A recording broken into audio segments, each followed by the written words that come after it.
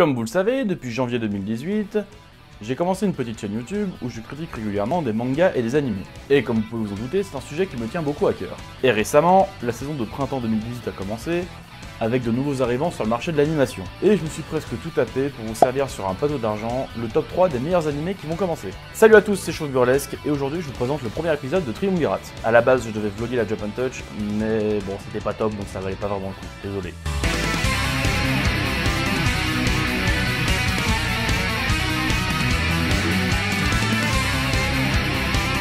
Troisième place, Tokyo Ghoul Re.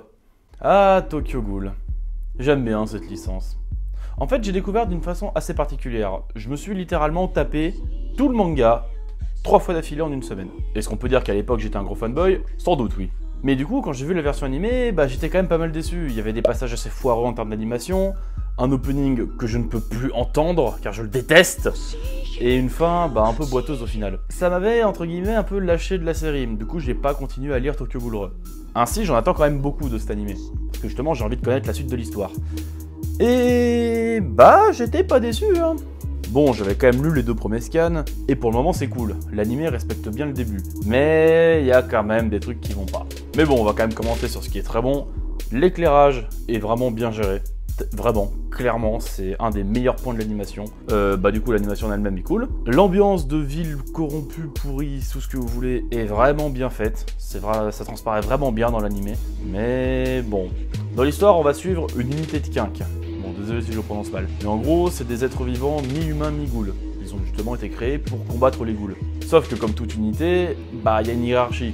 Et la hiérarchie, ils s'en battent un peu les couilles en fait. Clairement, l'insubordination n'a aucune conséquence. On parle quand même d'une organisation paramilitaire. Évidemment, du coup, ils se servent de ça pour justifier tous les conflits d'intérêts entre les différents personnages. Mais ouais, ça sort un peu du délire quand même. Bon, un autre défaut, les personnages secondaires sont très caricaturaux. Mais c'est pas vraiment grave, vu qu'on commence une nouvelle histoire avec de nouveaux personnages, donc naturellement, on va plus se focaliser sur eux que sur les personnages secondaires. Et puis bon, je vais pas trop vous spoiler, mais l'animé finit sur un climax et t'as envie de voir la suite. C'est juste, t'as une énorme hype, vraiment. Donc t'as envie clairement de voir le 2e épisode, et c'est cool. En fait, c'est un premier épisode qui fait son taf sans décevoir. Et c'est cool. 2e place, My Hero Academia. Quoi? My Hero Academia? Mais enfin, on parle du shonen que je préfère, tout le monde sait que j'en suis un énorme fanboy. Comment ça se fait qu'il soit 2e? J'ai eu mal quand je l'ai regardé. My Hero Academia saison 3 commence mal. Et ça me fait beaucoup de peine de le dire. En fait, c'est un peu exagéré. Disons qu'il y a une énorme hype autour de cette saison. Tout le monde l'attendait vraiment. Et c'est un très mauvais premier épisode. En fait, pas vraiment. C'est un très mauvais premier épisode pour ceux qui connaissent déjà la série. Bon, déjà, l'opening est dégueulasse. Mais vraiment, la musique est... Même si visuellement, c'est un des plus beaux qui existent. C'est assez bizarre d'ailleurs comme contraste. Mais ensuite, l'animé est déjà directement tombé dans le cliché. L'épisode nul intersaison qui se posait faire le tampon. Juste pour gonfler, en fait, on met tous les personnages à la plage et ils s'amusent. Là, c'est pareil, on les fout tous à la piscine, ils s'amusent et point. C'est un gros prétexte en fait pour nous ressortir tous les événements marquants qu'il y a eu dans les 2 premières saisons. Et... en fait, c'est pas si mal que ça. Parce que ça montre vraiment que la série veut se professionnaliser, entre guillemets. Elle veut se hisser au même niveau que les Naruto, One Piece et trucs comme ça. Ça montre qu'elle veut aussi sa grosse part du gâteau des rois. Et c'est bien dans le sens où les nouvelles personnes qui vont découvrir la série avec cette saison 3 vont vouloir voir le reste. Mais pour les gros fans hardcore qui attendaient, c'est très décevant. Et en gros, c'est comme si le manga nous faisait... à la semaine prochaine. Donc, je vous cache pas que j'étais très déçu, mais dans les faits, c'est pas si mal que ça comme manœuvre. Donc bon, nous on a juste à attendre une semaine de plus. Qu'est-ce que c'est qu'une semaine quand on a déjà attendu un an? Voilà. Mais du coup, c'est pas le premier. Mais du coup, quelle œuvre a bien pu prendre la place de My Hero Academia qui était pourtant pressentie à la première place? Première place, Megalobox. Oh putain, Megalobox, mais d'où ça sort? C'est juste génial.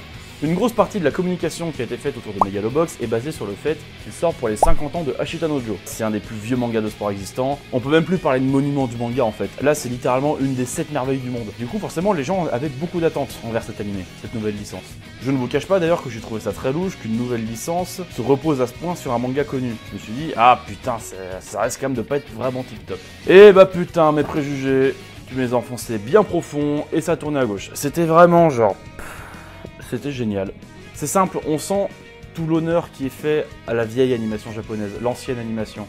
Celle qui était vraiment en fait dans un style purement cowboy bebop. C'est exactement pareil en fait. Graphiquement, on est très proche de ça. Les décors sont absolument magnifiques, mais pas genre ils sont très grands, très... Non, c'est juste qu'ils sont très réalistes parce qu'on a notamment l'impression qu'ils ont été colorés au pinceau. Du coup, t'as vraiment des nuances de couleurs qui s'enchaînent, alors que t'es quand même sur la même couleur, t'es sur le même pan de mur, mais les nuances du coup donnent un aspect très réel au fond et ça rend vraiment tout l'environnement extrêmement crédible. Pour appuyer encore plus ce style vieillot qui a été volontairement donné au manga, les bruitages aussi font un peu d'un ancien temps et franchement c'est cool.